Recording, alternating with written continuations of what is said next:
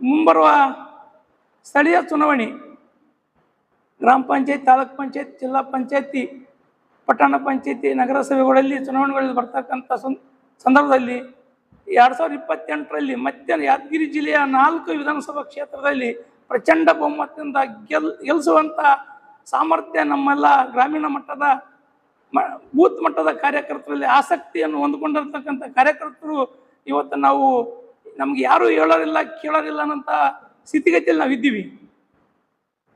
ಇವತ್ತು ಬೂತ್ ಮಟ್ಟದಲ್ಲಿರ್ತಕ್ಕಂಥ ಕಾರ್ಯಕರ್ತರನ್ನ ಇವತ್ತು ಕಡೆಗಣಿಸಬಾರ್ದು. ಅವರಿಗೆ ಮುಂದಿನ ದಿನದಲ್ಲಿ ಜವಾಬ್ದಾರಿಯುತ ಸ್ಥಾನದಲ್ಲಿ ತಗೊಂಡು ಇವತ್ತು ಅವ್ರನ್ನ ಪಕ್ಷ ಸಂಘಟನೆಯಲ್ಲಿ ಗುರುತಿಸಬೇಕಂತೇಳಿ ನಮ್ಮ DCC ಅಧ್ಯಕ್ಷರಾದಂಥ ಬಸವರೆಡ್ಡಿ ಪಾಟೀಲ್ ಲನ್ಪುರ್ ಅವರಿಗೆ ನಾನು ಒತ್ತಾಯಿಸ್ತೀನಿ. ಇವತ್ತು ಪ್ರಚಾರ ಸಮಿತಿ ಆಗಿರ್ಬೋದು, ಬ್ಲಾಕ್ ಕಾಂಗ್ರೆಸ್ ಸಮಿತಿ ಆಗಿರ್ಬೋದು, ಇವತ್ತು ಬ್ಲಾಕ್ ಕಾಂಗ್ರೆಸ್ ಗ್ರಾಮೀಣ ಮಟ್ಟದ ಅಧ್ಯಕ್ಷರು ಮಾಡಿದ್ದಾರೆ. ಪಾಪ ಅವ್ರಿಗೆ ಏನೂ ಗೊತ್ತಿಲ್ಲ. ಅವರೊಬ್ಬ ಸಹ ಶಿಕ್ಷಕರು ಲಕ್ಷ್ಮರೆಡ್ಡಿ ಅವ್ರನ್ನ ಮಾಡ್ಯಾರ.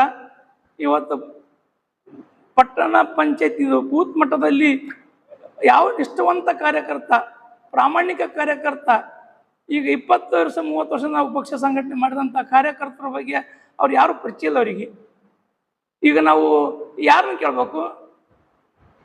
ನಿನ್ನೆ ದಿವಸ ಒಂದು ರಾಜ್ಯ ಮಟ್ಟದಲ್ಲಿ ದೊಡ್ಡ ಒಂದು KPCC ಅಧ್ಯಕ್ಷರನ್ನ ಒಂದು ಪದಗ್ರಹಣ ಕಾರ್ಯಕ್ರಮಕ್ಕೆ ಯಾವ ಒಬ್ಬ ಗ್ರಾಮೀಣ ಮಟ್ಟದಲ್ಲಿ, ಪಂಚಾಯತ್ ಮಟ್ಟದಲ್ಲಿ, ಬೂತ್ ಮಟ್ಟದಲ್ಲಿ ಕಾರ್ಯಕರ್ತರಿಗೆ ಗಮನಿಕೆ ಇಲ್ಲ.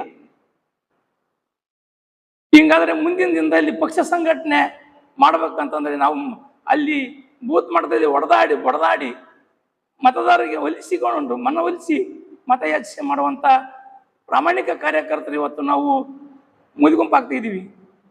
ನಮ್ಮನ್ನು ಕೇಳೋರಿಲ್ಲ, ಹೇಳೋರಿಲ್ಲ. ಈ ಮುಂದಿನ ದಿನದಲ್ಲಿ ಆ ಥರ ನಮ್ಗೆ ಆಗ್ಬಾರ್ದು. ಎಲ್ಲ ದೀನ, ದಲಿತ, ಅಲ್ಪಸಂಖ್ಯಾತ, ಹಿಂದುಳಿದ, ಎಲ್ಲ ಶೋಷಿತ ಒಕ್ಕೂಟದ ನಾವೆಲ್ಲ ಇವತ್ತು ಕಾಂಗ್ರೆಸ್ನಲ್ಲಿ ಬೆನ್ನೆಲುಬಾಗಿ ನಿಂತು ಇವತ್ತು ನಾವು ಯಾವತ್ತೂ ಮೂಲ 20 ವರ್ಷದಿಂದ ನಾವು ಕಾಂಗ್ರೆಸ್ನಲ್ಲಿ ಉಳ್ಕೊಂಡಿದ್ದೀವಿ. ಮುಂದೂ ಕೂಡ ಕಾಂಗ್ರೆಸ್ನಲ್ಲಿ ಇದ್ದು ಕಾಂಗ್ರೆಸ್ಸಿಗೆ ಶಕ್ತಿಯಾಗಿ ಸಂಘಟಿತರಾಗಿ ನಾವು ಭಾಳ ಆಸಕ್ತಿ ಹೊಂದಿದ್ದೀವಿ. ನಮ್ಮನ್ನ ಬಳಸೋರಲ್ಲಿ ಭಾಳ ವಿಫಲ ಆಗಿದ್ದಾರೆ ನಮ್ಮ DCC ಅಧ್ಯಕ್ಷರು ಮತ್ತು ಮುಂಚೂಣಿ ಘಟಕದವರು ಅಂತೇಳಿ ನಾನು ಇಷ್ಟಪಡ್ತೀನಿ.